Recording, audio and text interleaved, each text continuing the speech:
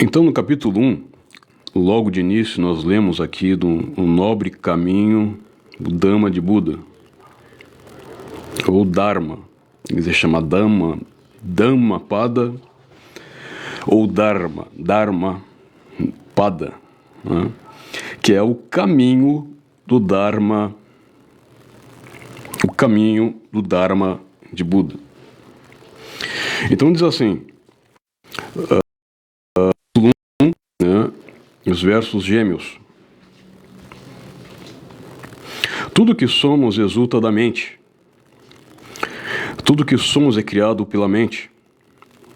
Se alguém fala ou age a partir de uma mente impura, o sofrimento o segue, assim como as marcas das rodas seguem os passos do boi que puxa uma carroça. Logo nos primeiros versículos, né, nós temos a base da compreensão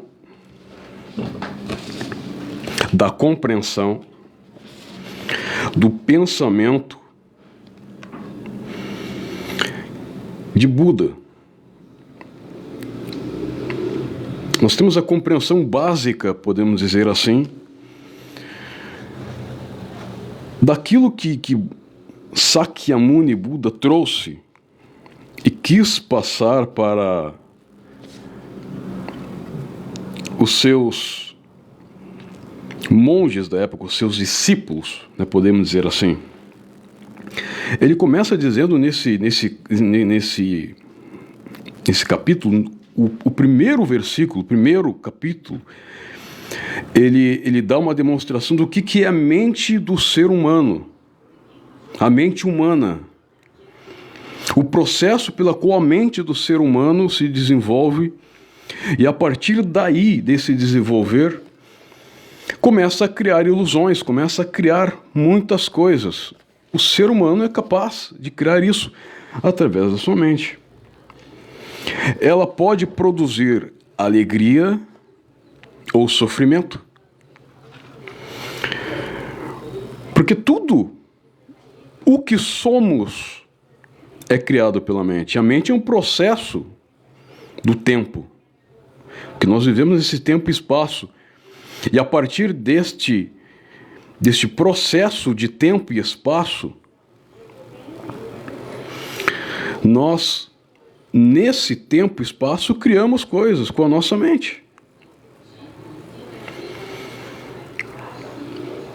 Inclusive o nosso falar. Se alguém fala ou age, o nosso agir, aí temos a noção também daquilo que produzimos não só com palavras, com pensamentos, mas com atitudes.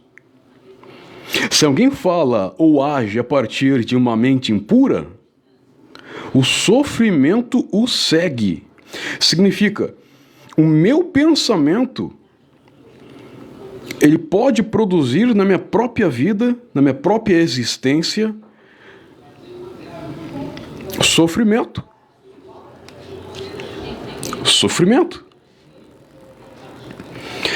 E o sofrimento segue, assim como as marcas das rodas seguem os passos do boi que puxa uma carroça. Você já viu aqui no Rio Grande do Sul? Tem muito disso, não sei, em outros estados, né? Aqui tem muita carroça. Parece que nesse sentido o gaúcho ainda não evoluiu. Ainda temos aqui, nas grandes cidades inclusive, os gaúchos com carroça, né? E o cavalo lá, na época de Buda tinha os bois que tinham uma carroça, eles subiam na carroça e o boi levava. A roda segue o boi para onde o boi vai, a roda vai atrás. Para onde o cavalo for, onde você vai guiando o cavalo com a carroça, não tem como a roda da carroça estar na frente do boi. Estar na frente, não tem. Assim são os nossos pensamentos. O sofrimento segue o fluxo dos nossos pensamentos. Quando pensamos, criamos coisas com nossos pensamentos, a nossa imaginação, a imaginação fértil. Aquilo que pensamos é produzido em nós sofrimento ou alegria. Assim como a roda, ela segue o boi que puxa a carroça. O sofrimento, ele segue aquele que tem uma mente impura. Impura. Se a minha mente, os pensamentos são impuros, o sofrimento vai me seguir. Aí Buda continua no verso 2, ele continua dando na sua primeira explanação, quando ele inicia a palestra, a mensagem dele, ele, na explanação, no processo de inicial do Dhamma, ele fala assim: tudo o que somos resulta da mente. Ele repete no versículo 2. Tudo o que somos resulta da mente. Tudo o que somos é criado pela mente. Até aí ele prossegue repetindo. Porque quando o Buda repetia alguma coisa era para gravar na nossa consciência isso. É um fato. Tudo o que somos resulta da mente. Tudo o que somos é criado pela mente. Se alguém fala ou age com uma mente pura, a felicidade o segue, assim como a sombra jamais dele se aparta. Aí ele muda o conceito aqui de impuro para puro. Uma pessoa com uma mente impura, processo de fluxo da mente impura, vai produzir um sofrimento. E ele dá um exemplo, o sofrimento assim como os passos do boi que puxam uma carroça. E quando a mente é pura, quando há esse despertar que produz uma mente pura, então Buda ele diz assim: não tem como essa pessoa ser infeliz. Se eu tenho uma mente pura, a felicidade, ela me segue. Então as pessoas hoje, em busca da felicidade, e querem felicidade, e procuram felicidade ali e aqui, e correm em busca da felicidade. Buda está dizendo assim: calma, stop. Stop. Não procure felicidade. Apenas tenha uma mente pura, uma mente sadia, uma mente produtiva, uma mente que vai criar coisas boas. Então ele diz assim: se alguém fala ou age com uma mente pura, a felicidade o segue, assim como a sombra dele jamais se aparta. Assim como a sombra jamais dele se aparta. Está aqui o segredo. Não procure felicidade, apenas procure ter uma mente sadia. Pensar, agir com um pensamento sadio, limpo, puro, fora de todo condicionamento e prisão, religião, medo. Purifique a sua mente pura, limpa, vai fazer com que a felicidade o siga. Você não precisa seguir a felicidade, você não precisa buscar a felicidade. A felicidade segue aquele que tem uma mente pura, limpa, descomplicada, pacificada, livre dos conceitos de dualidade, de prisão, de destruição, livre de todos aqueles conceitos preconceituosos que a sociedade produz. Quando você tem uma mente pura, a felicidade o segue. O segue. Quer ser feliz? Aprenda a ter uma mente pura. Eu vou repetir esse versículo. É o segundo versículo do nobre caminho do Dharma de Buda. E já começa um capítulo, no primeiro capítulo do Dhammapada, já começa com uma reflexão de alto nível, de transformação e felicidade. Eu sugiro que todos tenham essa Bíblia budista. E é um livro excepcional, é um livro excepcional. Todos deveriam ter e ler. Eu vou repetir o versículo 6, o versículo 2. Tudo que somos resulta da mente, tudo que somos é criado pela mente. Se alguém fala ou age com uma mente pura, a felicidade o segue, assim como a sombra jamais dele se aparta. Não tem como a minha sombra se apartar de mim. Não tem como a minha sombra se separar de mim. Não tem, ela me segue. Quando eu tenho uma mente pura, é impossível que eu não seja feliz. Não tem como a felicidade não me acompanhar, não me seguir, se eu tenho uma mente pura. Porque a felicidade e mente pura é uma coisa só. Assim como a nossa pessoa e a sombra dela é uma coisa só. Isso é muito transformador. Então, quando nós falamos para as pessoas produzirem, por meio da meditação, uma mente sadia, tranquila, pacificada, não é brincadeira. É um fato. Isso produz algo transformador em nossa vida, sim. É que as pessoas não têm a prática, não fazem. No momento que elas realmente colocarem em prática isso, elas vão ver uma mudança significativa. Oi, Fernanda, tudo bem? É o Dhammapada.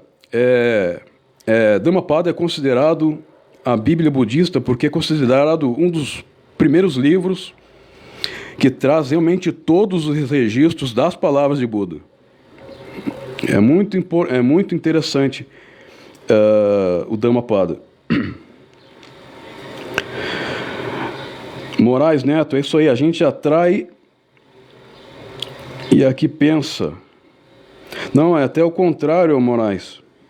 A gente pensa e o pensamento atrai.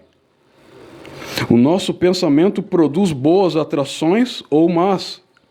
É tudo uma questão vibracional. É tudo uma questão vibracional. E aí, Alex, fala, meu irmão. Bom, vou continuar lendo aqui. Eu tenho ainda mais uns 2, 3 versos para dar sequência no primeiro capítulo. Nós vamos estar fazendo aqui uma série de lives em cima com o tema do Dhammapada, lendo o livro, né, do Nobre Caminho de Buda, né? Eu vou dar aqui sequência a mais uns 2, 3 versículos antes de terminar a live e deixar para amanhã a continuação da leitura. Esse capítulo aqui, ele é um capítulo até de início, um capítulo breve, que tem em 3 páginas a gente consegue ler todo o primeiro capítulo, né?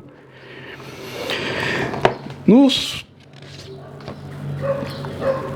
primeiros versículos, né, o versículo 1, versículo 2, Buda está preocupado com a felicidade.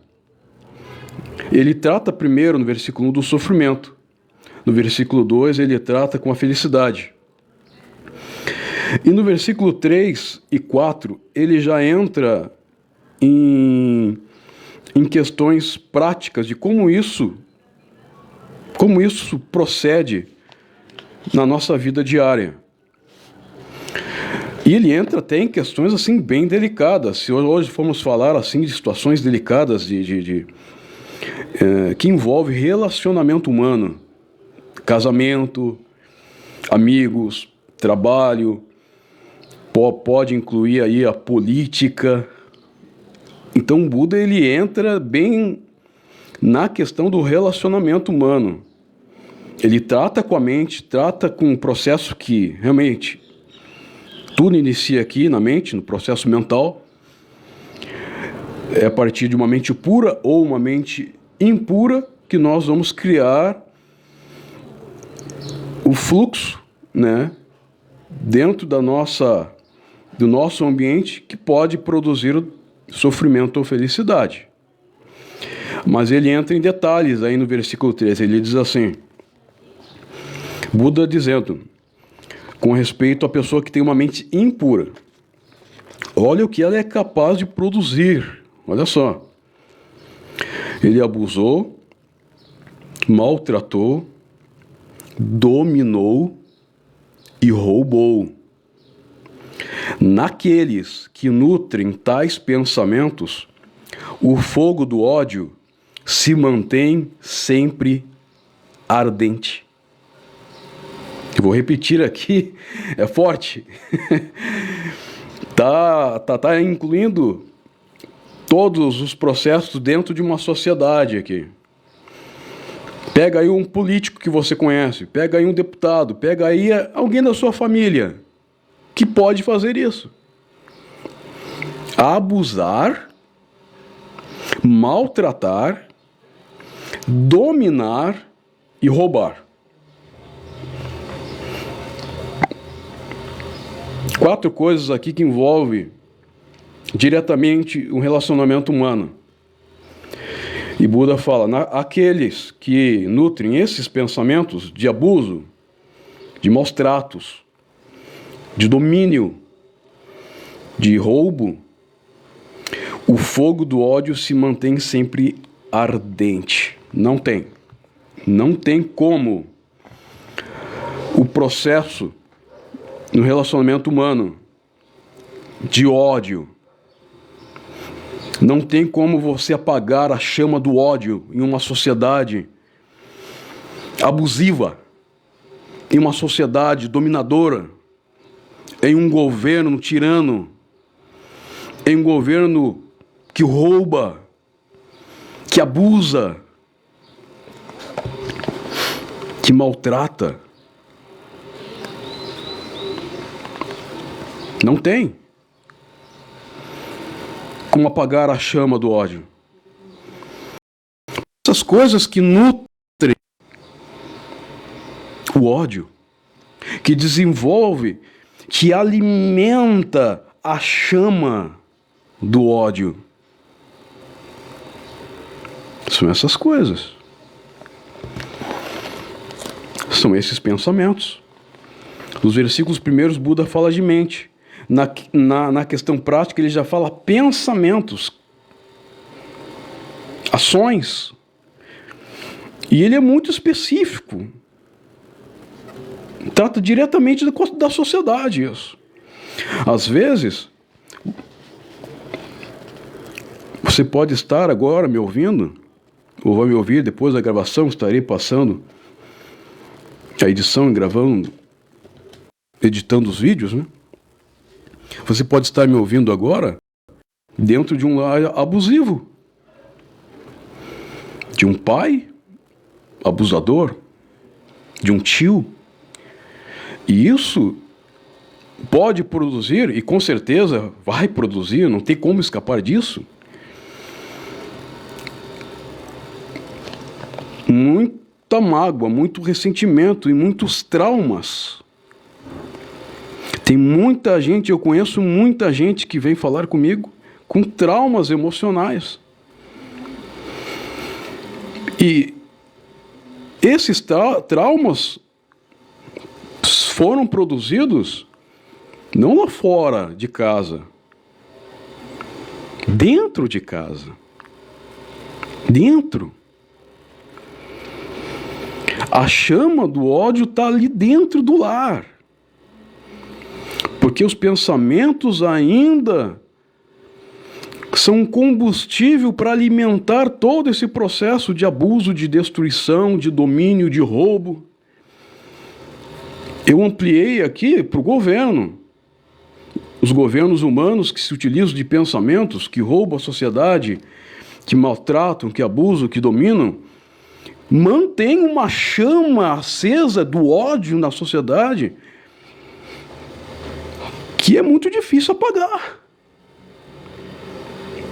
É muito difícil apagar um trauma, muito, muito difícil.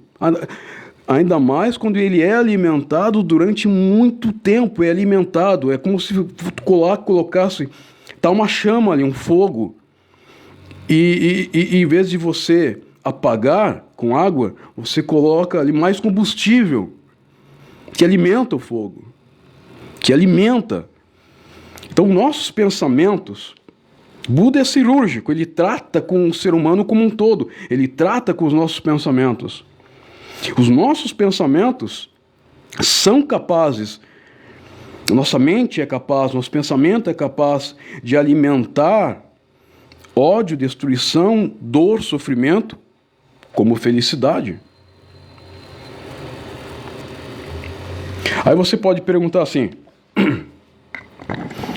será que Buda ele traz uma solução para determinados tipos de trauma? Para isso que ele mesmo está dizendo aqui, abusou, maltratou, dominou, roubou. Naqueles que nutrem tais pensamentos, o fogo do ódio se mantém sempre ardente. Não tem como apagar o fogo do ódio num ambiente onde há abuso, maus tratos, domínio, roubo, porque em um ambiente onde há abuso, maus tratos, domínio, roubo, é um ambiente cheio, nutrido com pensamentos ruins, de uma mente impura.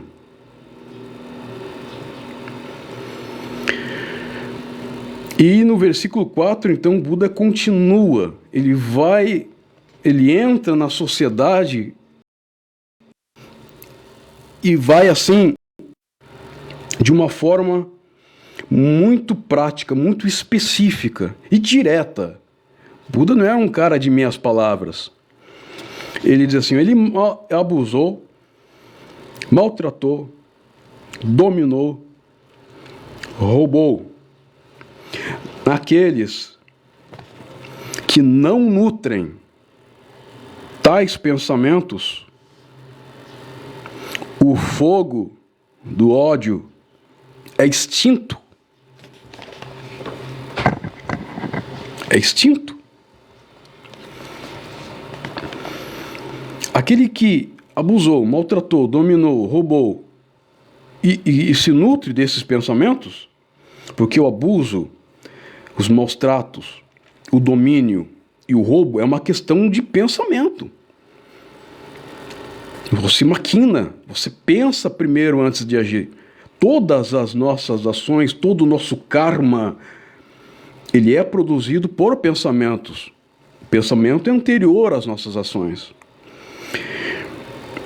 Então, quando você nutre os pensamentos, você só alimenta eles e a ação desses pensamentos vai gerar o fogo do ódio que se mantém sempre ardente. Agora, aqueles que não nutrem esses pensamentos, o fogo é extinto. O fogo do ódio é extinto. É por isso que eu falei aí no vídeo anterior que o processo mental, os nossos pensamentos, quando você aquieta a sua mente, quando você silencia, acalma, pacifica os seus pensamentos, você não nutre, você não dá combustível para eles nutrirem abusos, maus tratos, domínio e roubo. Você então consegue fazer com que o fogo do ódio seja extinto na sua vida. Extinto, extingue.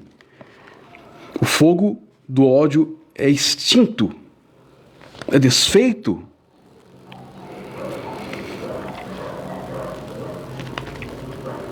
No versículo 5, vamos aqui ler mais esse último versículo e fazer uma pequena reflexão sobre esse versículo. E amanhã estaremos aí dando continuidade à leitura, tá bom? Eu vou ler aqui depois os comentários. Até vou dar uma...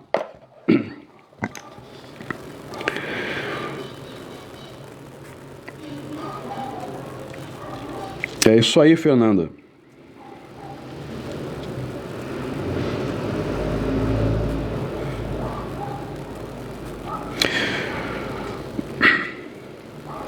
Manter uma mente pura é um dilema. Manter uma mente pura, Fernanda, é verdade.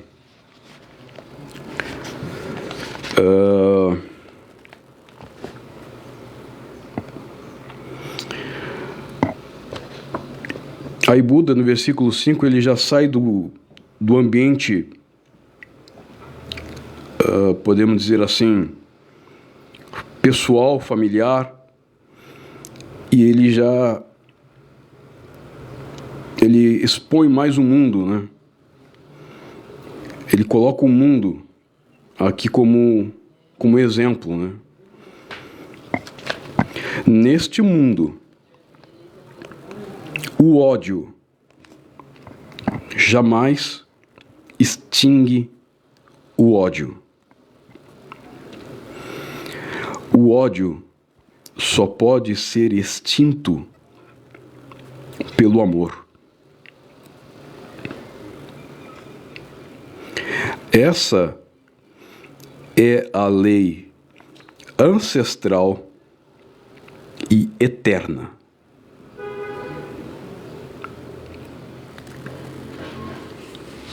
Eu vou repetir.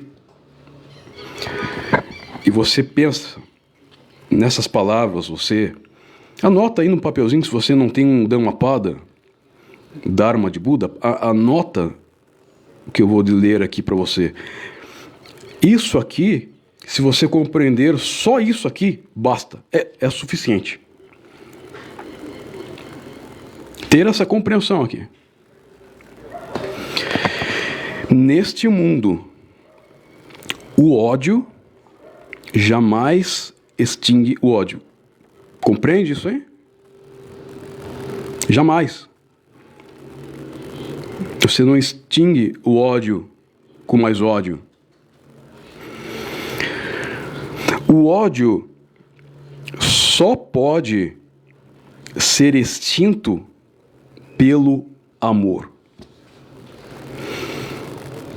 E essa é a lei ancestral e eterna. O que Buda está querendo dizer aqui é o seguinte: você quer resolver, você quer compreender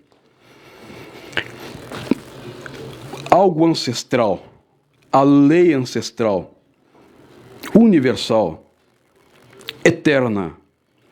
Só existe uma lei. Não se preocupe com mandamentos. Mandamento disso, mandamento daquilo, 20 mandamentos, 10... Não. Só há uma lei ancestral que antecede todas as coisas e eterna.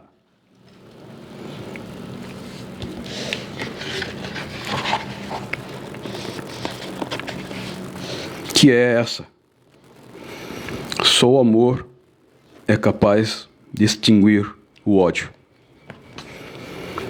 O ódio só pode ser extinto pelo amor. O amor é essa lei ancestral e eterna. Quem compreender isso em sua vida, em sua existência, que o amor é tudo, é uma lei ancestral, eterna. Quem compreender isso não precisa de absolutamente nada. Quem aplicar isso em seu viver, é o que o Buda está dizendo aqui, não precisa de absolutamente nada. Porque quem é cheio de amor, quem tem amor, extingue o ódio. Quem tem amor não precisa de regras. Quem tem amor não precisa de mandamentos. Para quê? Para quê? Porque só o amor é capaz de extinguir o ódio. Só o amor é capaz de produzir paz para o mundo. E ele está falando do mundo aqui. Ele está falando do mundo. Ele está aqui trazendo uma linha ancestral que nem é dele. Ele diz que é ancestral. É anterior a Buda. É anterior a todas as coisas. Está em nossa ancestralidade isso. O amor, ele vence o ódio. É só isso que o mundo precisa. Agora, não é teoria, não é falar de amor. O amor também não é palavras. O amor não é no final do ano, no Natal, agora dar os braços e vamos cantar a musiquinha. Não. O amor, ele tem que ser aplicável durante todos os dias da nossa vida. Aplicável. E quando você olha para o mundo hoje, você percebe a situação do mundo hoje, você percebe que o mundo não tem amor. É perceptível, você percebe isso. É visível. Não há amor. Em cada esquina tem uma igreja, mas não há amor. Há milhares de religiões por todo o mundo. E cada vez se criam mais religiões e cada vez mais absurdos. E cada vez mais mandamentos. E cada vez mais regras. E quanto mais vemos a produção de leis, de regras, de igrejas, padres, gurus, menos vemos amor. Não vemos amor. Porque o mundo continua cada vez mais com ódio. O processo das civilizações humanas continuam em guerras, nutrindo pensamentos de ódio, de abuso, que eu falei no começo aqui. Governos abusivos que roubam o povo em vez de ajudar. Pensamentos que nutrem abuso.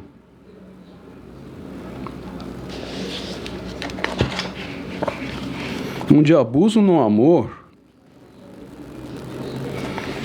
Em uma família que você vê abuso, não há amor numa família. Em uma sociedade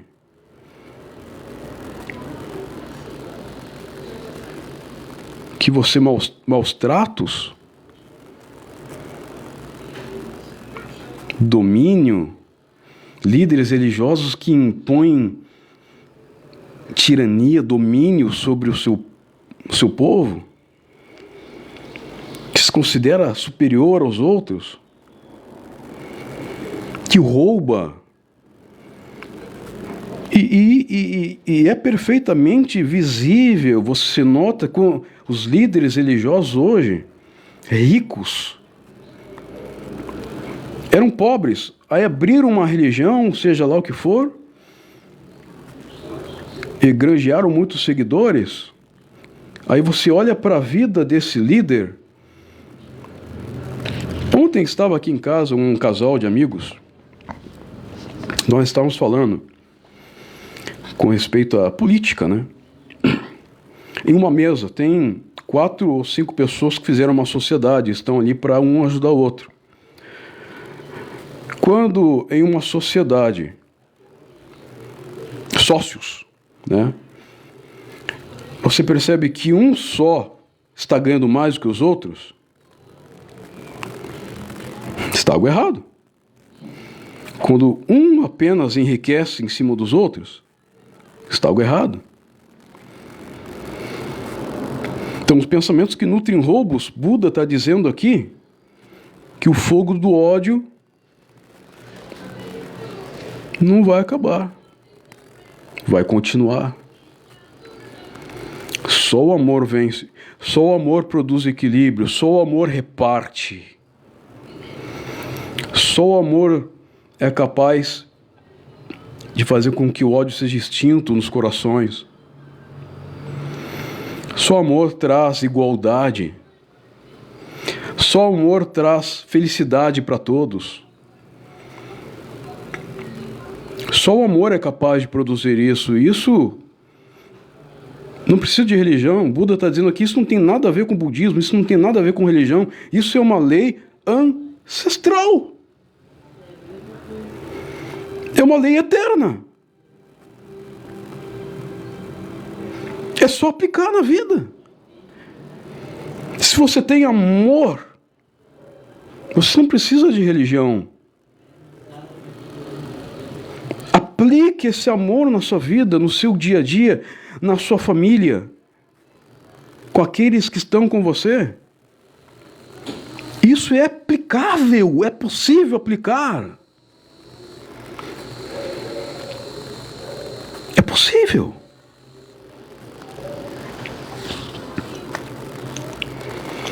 Eu vou ficando por aqui, vamos.